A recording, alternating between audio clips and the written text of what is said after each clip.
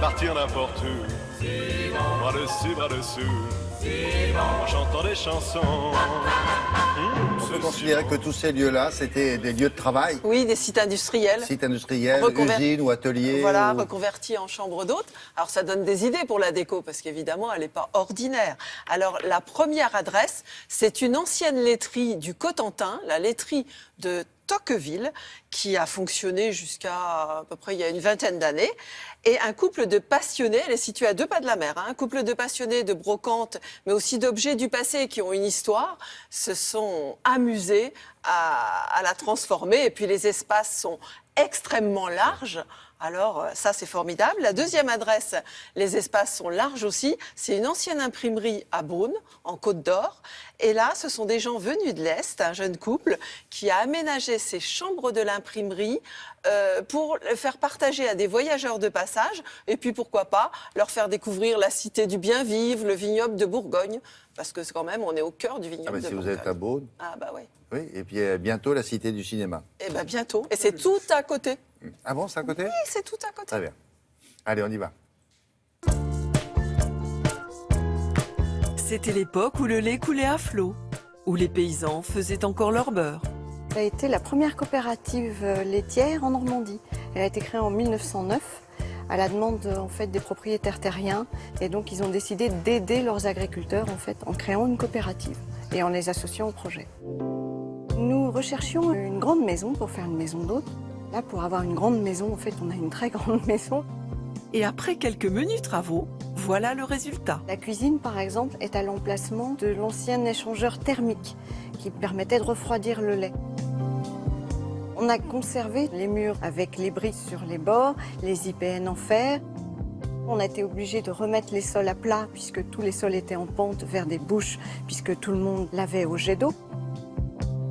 De l'industriel, certes, mais aussi des tonalités plus paisibles, couleur crème de lait ou ciel d'été.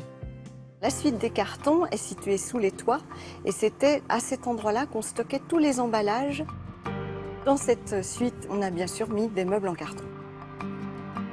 Notre chambre l'atelier est située vraiment à l'emplacement de l'ancien atelier où on réparait toutes les machines, les écrémeuses, les barattes, etc.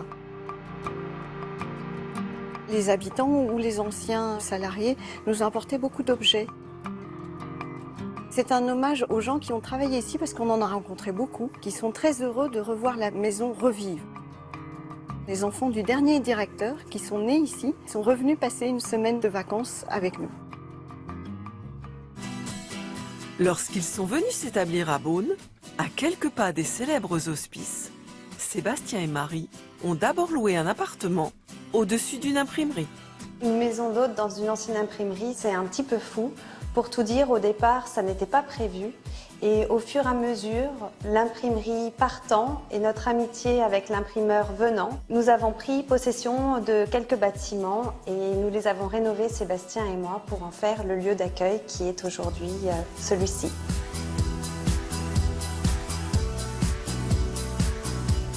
L'idée ici, c'est de mettre en valeur le côté industriel et de garder un peu sa poésie brute. C'est le charme de ces lieux. Ferraille industrielle et design vintage scandinave. Dans tout ce mobilier, on trouve à la fois du brut et du douillet. Il y a des objets chinés,